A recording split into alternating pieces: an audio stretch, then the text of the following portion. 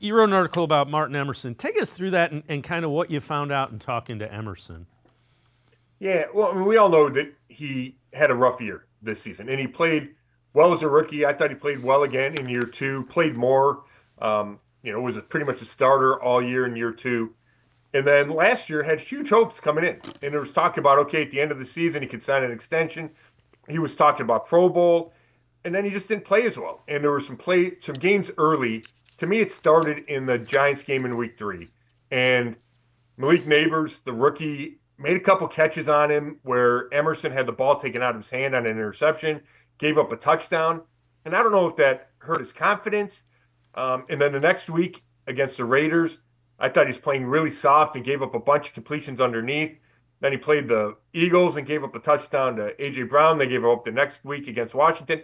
So he had a really tough like weeks three through six and played better after that, but still just wasn't the same guy.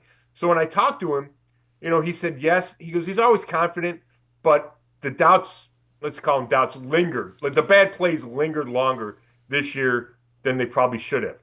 And Jim Schwartz said a big thing was he didn't finish plays. And Emerson said that's part of it. He also wasn't as good in phase one, which means he didn't jam as well the line of scrimmage. Wasn't as good in phase two, keeping up with guys, and it wasn't good in phase three, which is okay, if you're there, make a play on the ball. So he's got multiple areas he needs to be better, and he feels like this season really lights a fire under him. And he didn't want the season to end because he feels like he knows what he needs to do better and is really committed to having that show up next year. And obviously the Browns need it because I think they're relying on him to be, we'll see how it goes, but their number two cornerback. So he's got to be better.